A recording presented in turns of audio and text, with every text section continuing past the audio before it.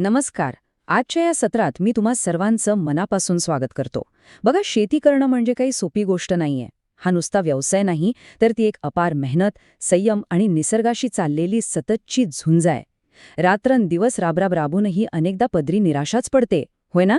पण काळजी करू नका. आज आपण एका अशा विषयावर बोलणार आहोत, जो ही सगळी निराशा दूर करण्यासाठी अगदी गेम चेंजर ठरू शकतो. योग्य बियाणे आणि एका प्रगत तंत्राचा वापर करून आपण सोयाबीनच्या उत्पादनात कशी क्रांती घडवू शकतो हे आज आपण पाहणार आहोत. चला तर मग थेट विषयाला सुरुवात करूया. आपण खूप मेहनत करतो पण अपेक्षित उत्पादन मिळत नाही, हे वाक्य वाचल्यावर काय वाटतं? अगदी मनाला लागतं ना? एका शेतकरी कुटुंबातील माऊलीने व्यक्त केलेली ही खंत आहे. आणि खरं सांगायचं तर ही केवळ तिची नाही, तर गावोगावच्या प्रत्येक शेतकरी कुटुंबाची व्यथा आहे. ऊन, वारा, पाऊस कशाचीही पर्वा न करता शेतात घाम गाळायचा, खिशातलं सगळं भांडवल लावायचं. पण जेव्हा पीक घरात यायची वेळ येते, तेव्हा मात्र हाती काहीच लागत नाही. ही परिस्थिती फक्त आर्थिक नुकसान करत नाही, तर माणसाला आतून मोडून काढते. आपल्या कष्टाचं जेव्हा भरघोस पिकात रूपांतर होत नाही, तेव्हा येणारी ती हतबलता, ती खरोखरच खूप वेदनादायी असते.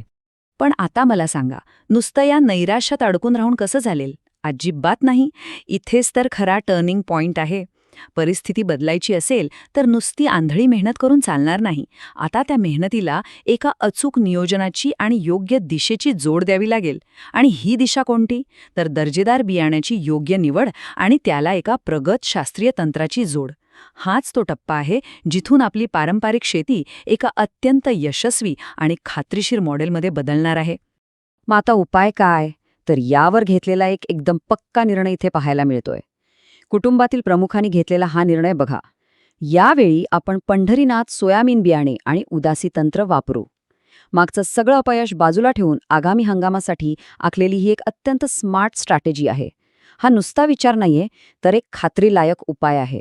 खराब उत्पन्नाला कायमचा हद्दपार करण्यासाठी त्यांनी श्री सिद्धार्थ पंढरीनाथ प्रीमियम सोयाबीन बियाणे आणि उदासी तंत्र या 2 अस्त्रांची निवड केली आहे.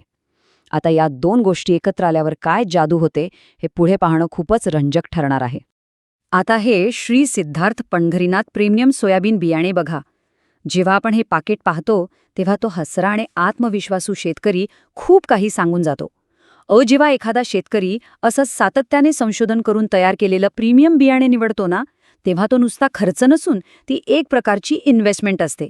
ही यशाची 100% गॅरंटी असते. कारण शेतीतील यशाची पहिली पायरीच मुळात दर्जेदार बियाण्यापासून सुरू होते. उत्कृष्ट उगवण क्षमता आणि दमदार अनुवांशिक गुणधर्म हे या बियाण्याचं खास वैशिष्ट्य आहे.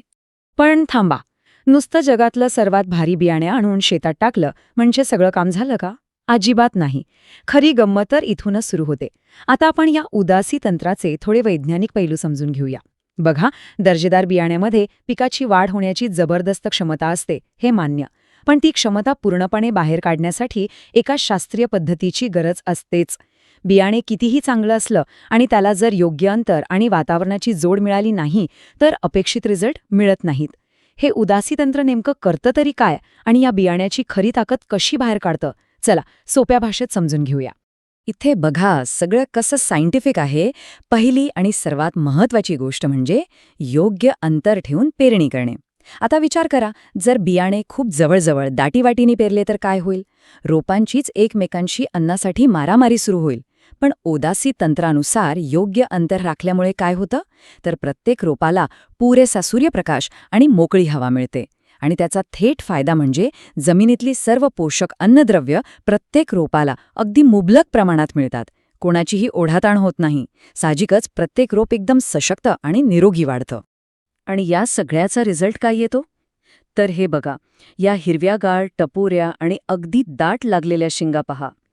ही केवळ एखादी जाहिरात नाहीये, तर जेव्हा पंढरीनाथसारख्या दर्जेदार बियाण्याला योग्य अंतराची शिस्त लागते, तेव्हा प्रत्येक फांदीला अशाच शिंगा लगडतात. योग्य हवा, पुरेसा प्रकाश आणि मुबलक अन्नद्रव्य मिळाल्यामुळे पिकाची उत्पादकता खऱ्या अर्थाने कशी आणि किती पटींनी वाढते हे यातून अगदी स्पष्टपणे दिसून येतं. डोळ्यांचे पारणे फेडणारे हे दृश्य आहे, नाही का? तर मग मित्रांनो, आत्तापर्यंत आपण जे काही पाहिलं त्याचं सरळ आणि सोपं गणित इथे मांडलं आहे. हे शेतीतल्या यशाचं फायनल सूत्र आहे. प्रीमियम बियाणे अधिक योग्य अंतर आणि तंत्र बरोबर खात्रीशीर उत्पादन. बघा, निसर्गाचं चक्र किंवा हवामान आपल्या हातात नाहीये हे खरंय.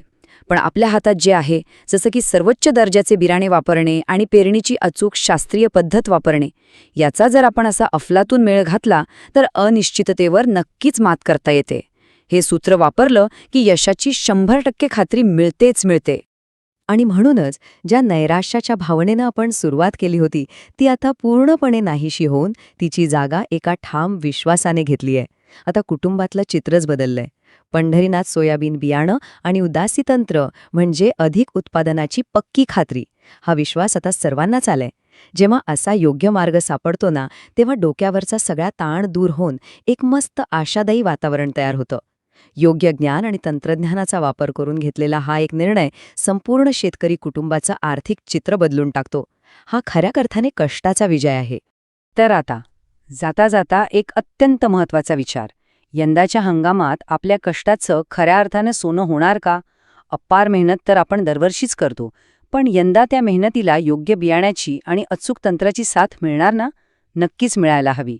आज आपण पाहिलं की केवळ घाम गाळणे पुरेसे नाही, तर आधुनिक तंत्रज्ञानाची कास धरणेही आता काळाची गरज बनली आहे.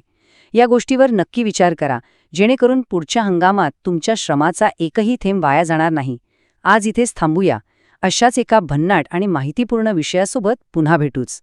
तोपर्यंत धन्यवाद.